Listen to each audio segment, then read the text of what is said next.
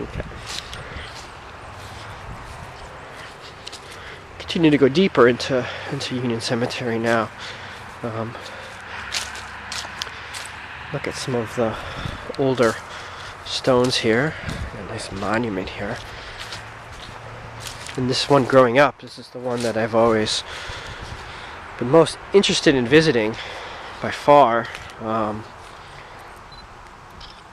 Simply because, the stories, the Warrens were icons here in Connecticut. They were investigated the Amityville case, and Lorraine Warren, renowned psychic. They've been involved in the exorcism. If anyone's ever seen the exorcism video, Maurice Thoreau.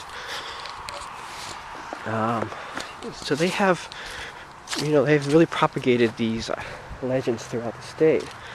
And even you'd be surprised your parents will even have heard of them. But visiting here is just a typical cemetery. I've actually been to ones that have been a little creepier than this, I have to say. This is a pretty well maintained, relatively modern cemetery, I would have to say.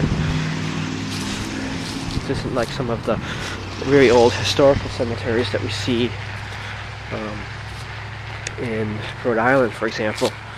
Most of those near Baptist churches as well, especially the Tillinghast, the family cemeteries.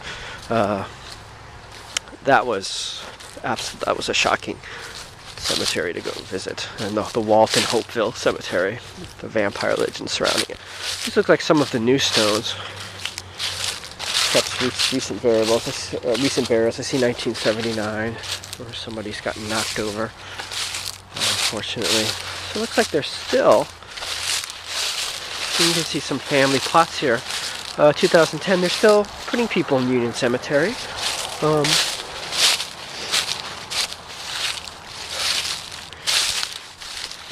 See just how rural we are here. We're bordering a little creek bed here. And it was in the back here where they actually, Warrens claimed to have seen and video photographed the White Lady. So she would have been back here.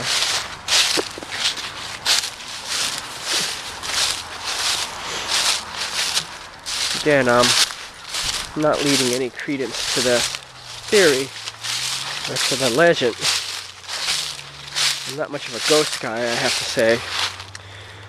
But nonetheless, if you like a good ghost story, who doesn't on Halloween, then Union Cemetery is one of the places that perhaps you shouldn't visit as after dark, but give it a visit during the day when, if you happen to be in southeastern Connecticut. 1971. I haven't seen too many old stones. Again, that's so it would have been somewhere back here. We'll just scan across here. That's very beautiful. Moving towards the back of the cemetery here. I don't know what this mound is. I don't see a keep, which is usually, like the older cemeteries had keeps associated with them. This could have been a keep that they've taken out.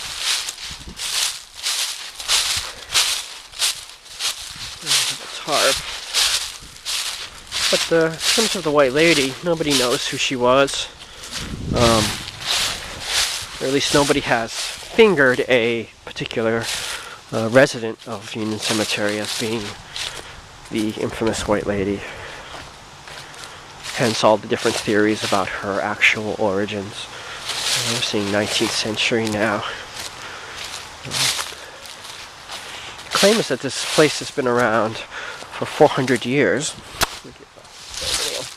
Kiss here. But we're seeing mainly gravestones, probably about mid 18th century in terms of construction. The older ones could have been washed away. The actual movement of the White Lady would have been somewhere back here, if I'm not mistaken. I'm not sure I'll look for the video online. They've really kept that video, very tight to them. I mean, they showed it only one time, and then they didn't show it again. I'm curious as to the reason why that was. But even in their old age, they don't have their son-in-law hit the pavement for them, and continuing the legacy that they wrought. You see the iron fence here, speaking of rot, continues around the side here. So one aspect of the cemetery that I really do like is the iron fence. Just get that really uniqueness. We've seen a lot of cemeteries that have the stone bridging, and so this is a rather interesting one. I'm going to take a few more pictures here. Let's see what we pick up. I'm sure we'll pick up streaks of light. We can call those ghosts if we wish.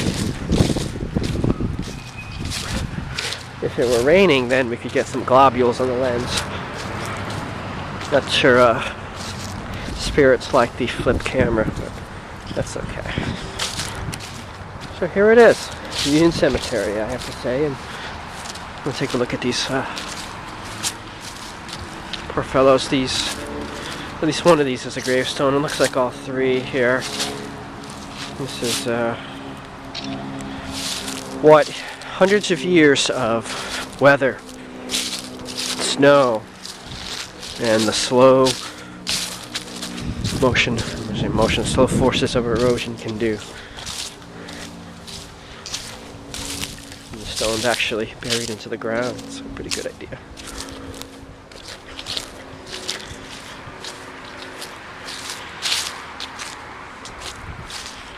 And so there it is.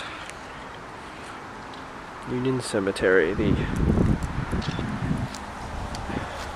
supposed marching grounds of the White Lady, within very close proximity to the church itself. We have some military officers who are buried up front here. 74, that would have been Civil War.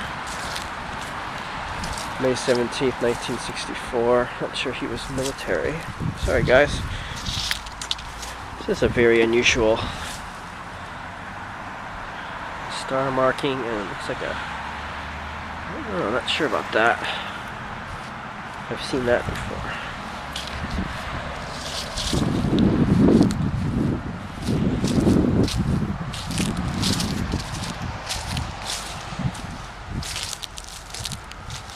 I'm sure this region saw a lot of activity this past night, and it's pretty quiet here today, which is excellent. We'll finish up by looking at this rather interesting monument here. And we'll continue on. We're going to head over to see where Ed Warren himself is buried. They lived in Monroe. His wife still does, as far as I know. And ironically, is one of his most famous cases, besides perhaps Amityville. He's buried very close to that. So we'll sign off here. Maybe have one last look at Union Cemetery, Easton, Connecticut.